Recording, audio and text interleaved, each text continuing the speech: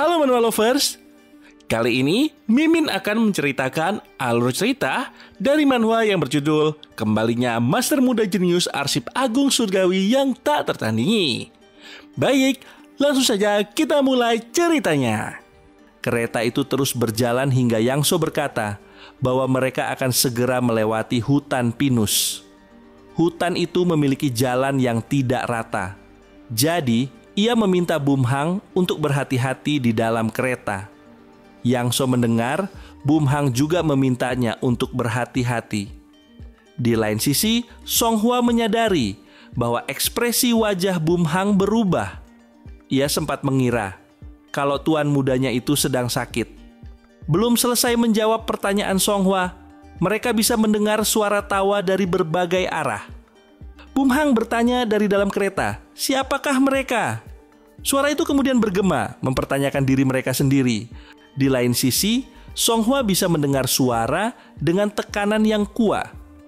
Ia khawatir dengan level itu, tubuh bagian dalamnya akan terluka. Songhua harus bergegas, tapi tiba-tiba Bumhang memegang tangannya dan memastikan bahwa semuanya akan baik-baik saja. Bumhang segera berdiri dan ia bersiap untuk keluar. Tentu saja, Songhua melarangnya pergi karena di luar sedang ada bahaya. Bumhang meminta Songhua untuk tetap di dalam kereta. Ia juga meminta Yangso untuk tetap duduk di kemudi kereta. "Aku ingin tahu siapa yang datang menemuiku. Berhenti bertingkah dan tunjukkan dirimu," kata Bumhang.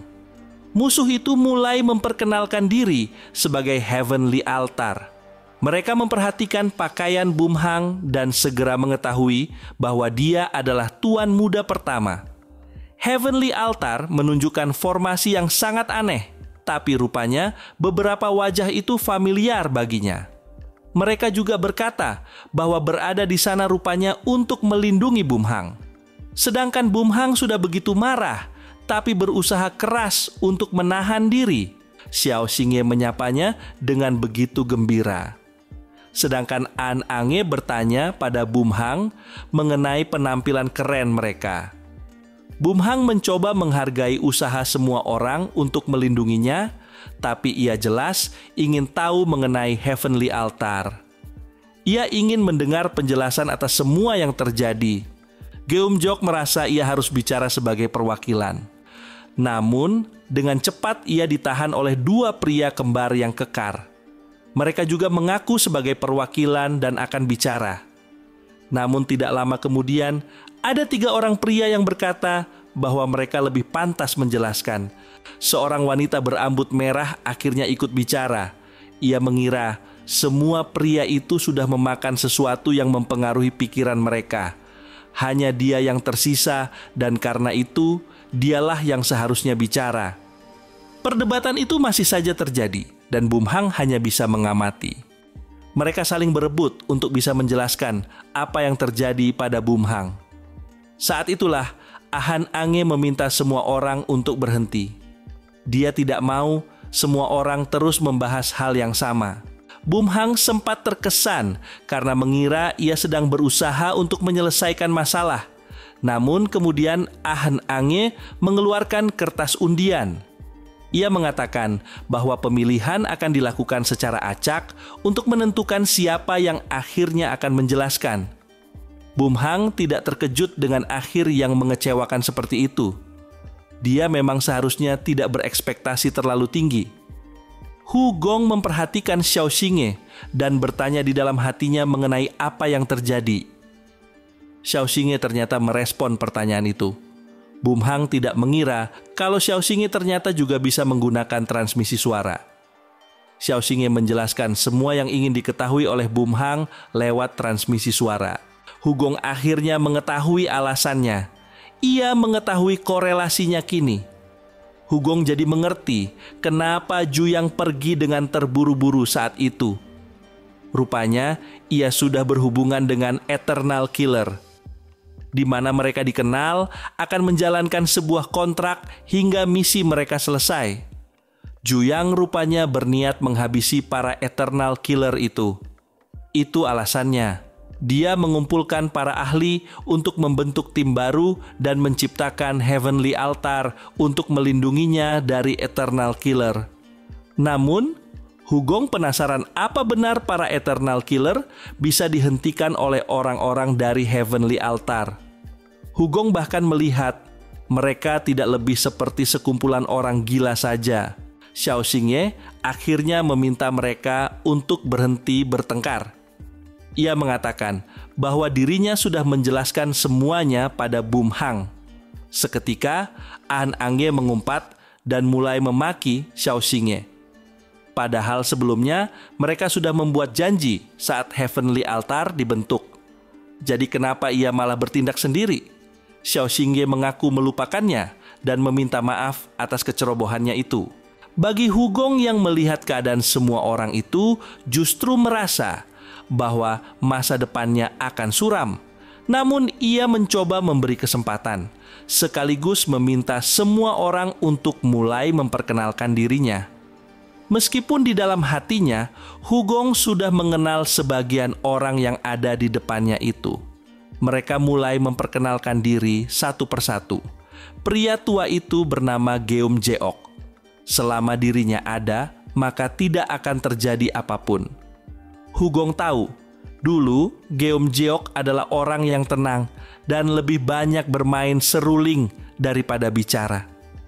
Ia juga heran, kenapa kini justru terlihat seperti orang gila yang hanya bermain seruling.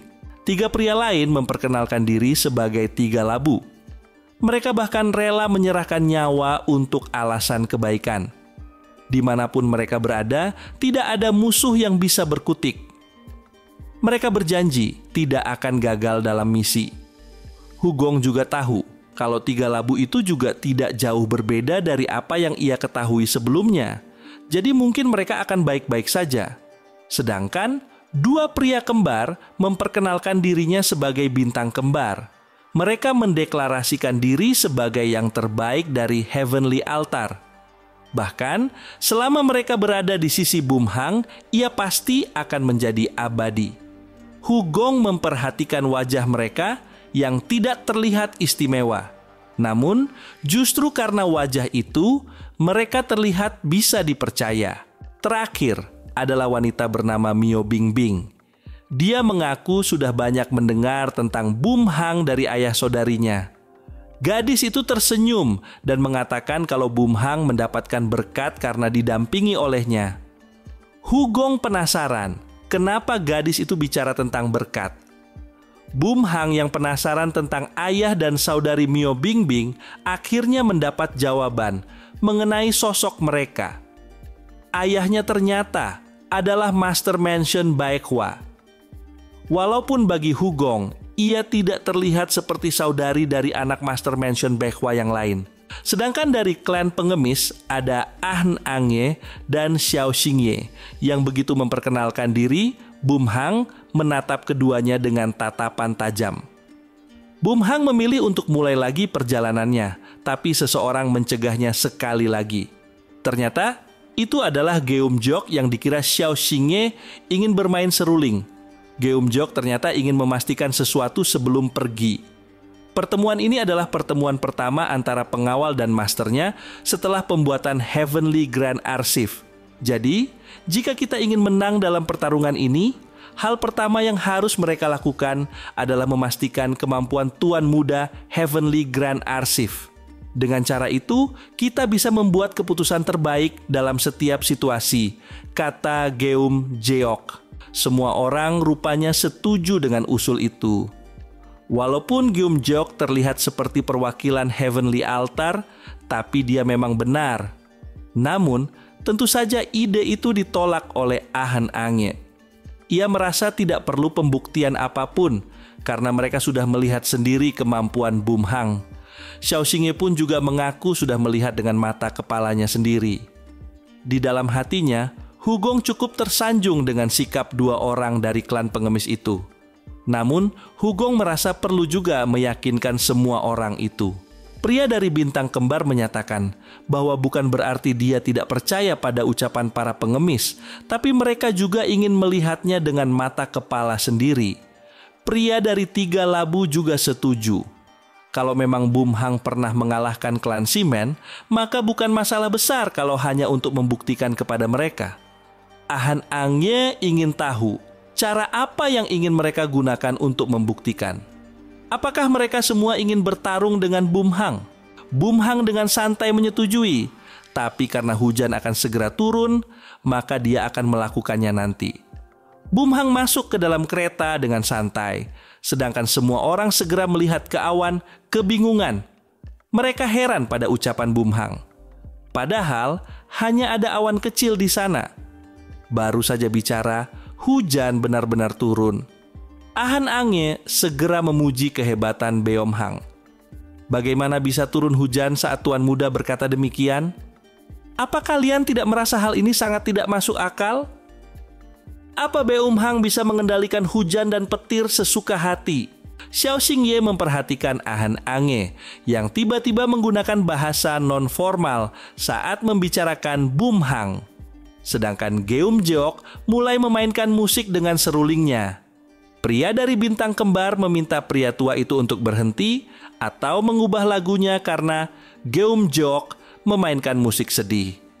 Di lain sisi, 3 labu takut Eternal Killer akan muncul di saat seperti itu untuk membunuh mereka.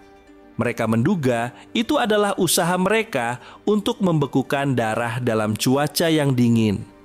Tangan mereka juga mulai gemetar karena kedinginan, sedangkan pria lain mengaku gugup tidak bisa melihat apa-apa karena hujan deras itu.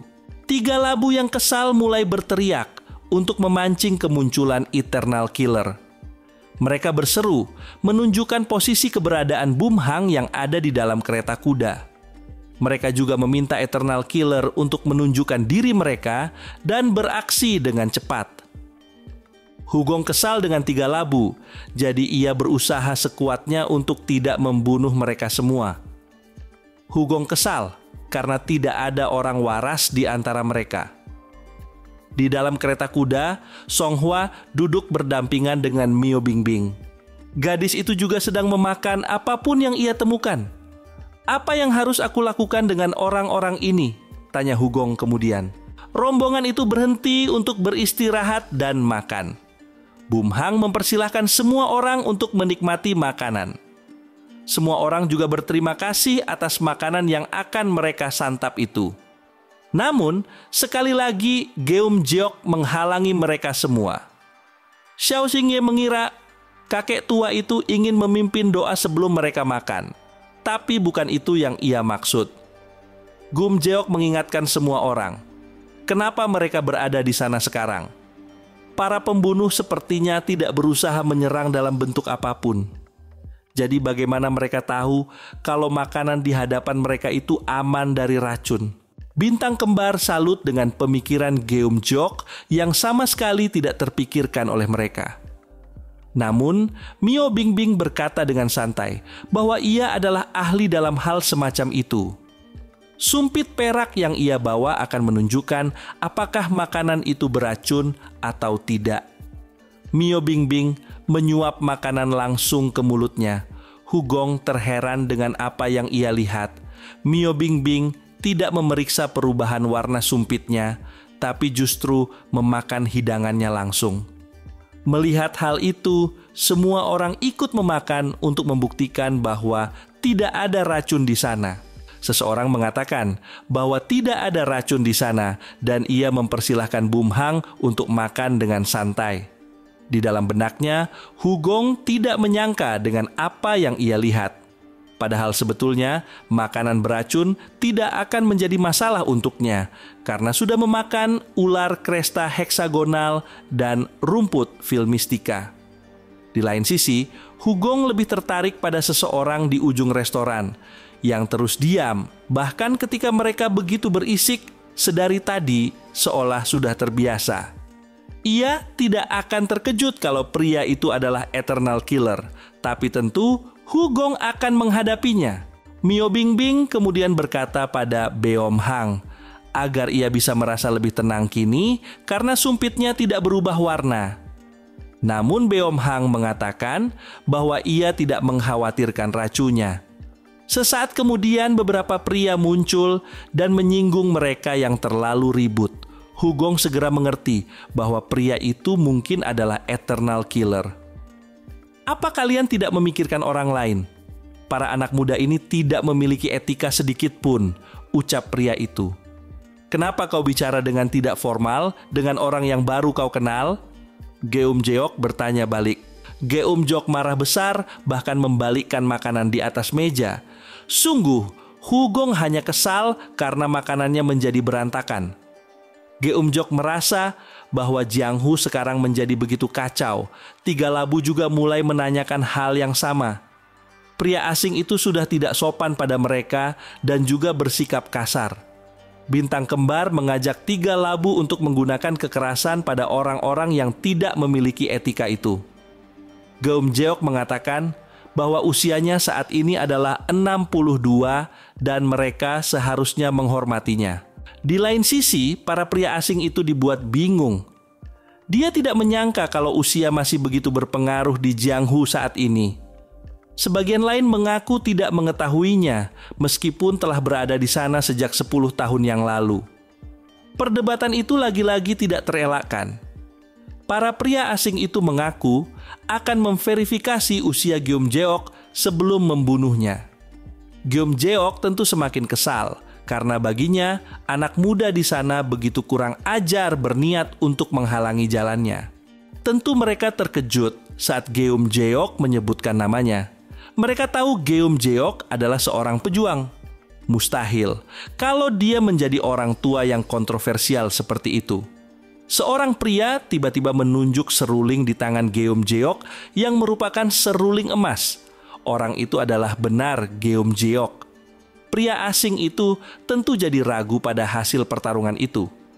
Walaupun ia tidak tahu alasan pria tua itu ada di sana, tapi Geum-jeok memiliki kemampuan yang sebanding dengan tetua sekte atau klan kuno. Lagi pula, Geum-jeok bukan satu-satunya masalah baginya. 3 labu yang sedang menahan Geum-jeok jelas bisa menghadapinya. Itu berarti mereka juga sekuat Geum-jeok. Melihat kehadiran mereka yang luar biasa, jelas mereka juga bukan orang biasa. Dia bahkan tidak bisa membayangkan jenis kehidupan yang mereka miliki. Selain itu, 2 orang pengemis itu terlalu muda untuk menjadi pengemis.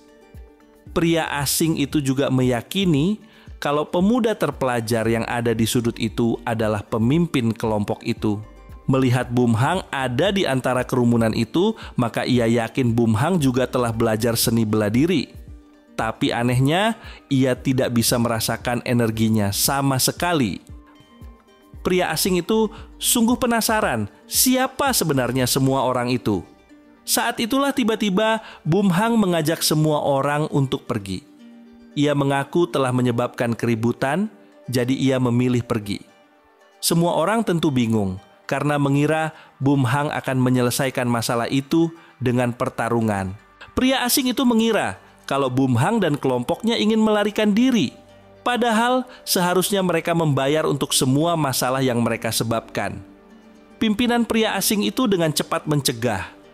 Saat itulah ia bertatapan mata dengan Bum Hang dan tiba-tiba dirinya merasakan sakit yang luar biasa.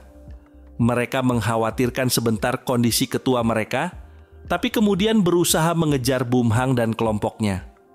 Mereka tidak percaya kalau Bum Hang pergi dengan cara seperti itu. Di lain sisi, Bum Hang dan lainnya juga menyerukan banyak komentar. Sebagian masih ingin bertarung dengan kelompok pria asing itu. Sedangkan 3 labu meminta klan pengemis untuk berhenti memungut makanan dan pergi. Namun, mereka justru menyayangkan karena semua makanan itu jadi terbuang sia-sia. Sedangkan di restoran, kelompok itu merasa menang. Mereka mengira bahwa Bum Hang sepertinya akan bertindak, tapi justru kabur karena takut pada mereka. Pria lain segera setuju karena ia mengira Bum Hang dan lainnya akan menderita kalau nekat memilih bertarung. Seorang pria lainnya lagi juga bertanya, apa mereka perlu mengejar. Ketua yang melihat mata Bum Hang itu bisa merasakan tubuhnya terpotong. Kalau ia sudah mengeluarkan pedang, maka merekalah yang tidak akan bisa bertahan. Sedangkan di lain sisi, seseorang bertanya kenapa para pria asing itu tidak menyerang, bahkan mengikuti Geumjeok. Geumjeok menjelaskan bahwa saat ini kaum muda memang tidak lagi punya keberanian. Namun, ternyata ia hanya bercanda. Alasan sebenarnya mungkin karena tekanan yang diberikan oleh Bum Hang. Xiao Xingye bilang, para pria itu tidak bisa ditekan dengan mudah. Namun tiba-tiba, Song Hua datang dan meminta para pengemis untuk menemui Bum Hang. Han Angge ingin tahu alasannya karena ia sudah mencoba tidur. Han Angge juga bertanya, apakah Xiao Xingye ingin ikut? Xiao Xingye mengatakan bahwa ia akan ikut pergi kalau seniornya itu pergi. Lagi pula, mereka sudah diminta untuk terus bersama oleh Si Onge sebelumnya. Begitu tiba, Han Angge marah dan mengatakan bahwa Bum Hang adalah seorang yang arogan. Han Angge ingin tahu kenapa Beom Hang memintanya datang alih-alih menemui mereka di luar. Bum Hang menyambut mereka dengan makan malam lezat, dan saat itu para pengemis segera merubah sikapnya. Bum Hang meminta keduanya untuk mendekat dan makan bersama. Han Angge masih penasaran dengan alasan Bum Hang memanggil mereka. Apa mungkin Bum Hang memang memiliki sesuatu untuk mereka? Bum Hang menjelaskan bahwa baru-baru ini kepala cabang Anhui dari aliansi Murim sudah mengunjungi Heavenly Grand Archive dan mengatakan hal aneh. Dia mengatakan bahwa sekte Celestial Dream sudah kehilangan akal dan membuat keributan. Karena itu, aliansi Murim tidak bisa mengirim bantuan selama insiden klan Simen. Bum Hang hanya ingin tahu apakah berita itu benar. Di dalam hatinya, Hugong ingin tahu apa yang sebenarnya terjadi pada orang-orang dari sekte Celestial Dream.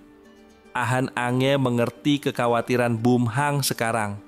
Ia juga jadi mewajarkan ketidakhadiran aliansi Murim selama insiden klan Simen. Han Angge melanjutkan bahwa ia juga mendengar skandal besar itu. Sekte Celestial Dream tidak pernah diharapkan akan melakukan hal gila semacam itu.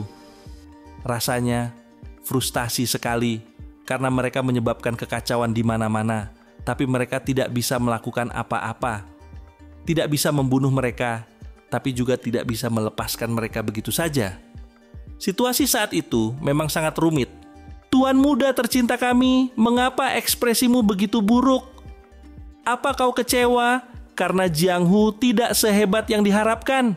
Tanya Han Angge akhirnya. Xiao Xingye juga ingin tahu tentang apa yang terjadi sebenarnya pada orang dari sekte Celestial Dream. Di dalam benaknya, Hugong kembali memikirkan tentang sekte itu. 15 tahun yang lalu, semua anggota sekte penuh dengan potensi dan harapan. Jadi, Hugong menamakan mereka sekte Celestial Dream. Harapannya adalah dia bisa membantu mereka mencapai kesuksesan. Hugong tidak menyangka akan mendengar nama itu lagi dalam kondisi yang berbeda. Di lain tempat, 2 orang pengawal segera menghadap ke tuan mereka. Tuan itu bertanya tentang pil mimpi abadi yang ia butuhkan dan pengawal dengan cepat memberikannya. Ia juga menyampaikan bahwa tim mereka mendapatkan sedikit masalah. Tim mereka bahkan kehilangan 9 pembunuh kelas 1. Jika terus dibiarkan, mereka justru akan menjadi ancaman yang lebih besar bagi Eternal Killer. Ketua segera menyerukan betapa pentingnya misi mereka. Kalau ingin menghancurkan Heavenly Altar, maka hal yang harus mereka lakukan adalah membunuh Tuan Muda Heavenly Grand Archive. Ketua yakin Bum Hang akan bertekuk lutut setelah 7 hari. Mereka bertekad untuk membunuh semua orang di Heavenly Grand Archive dan Heavenly Altar. Dia juga mengingatkan kalau nasib Eternal Killer ada di tangan Bum Hang. Setelah mengatakan itu, ia menghilang begitu saja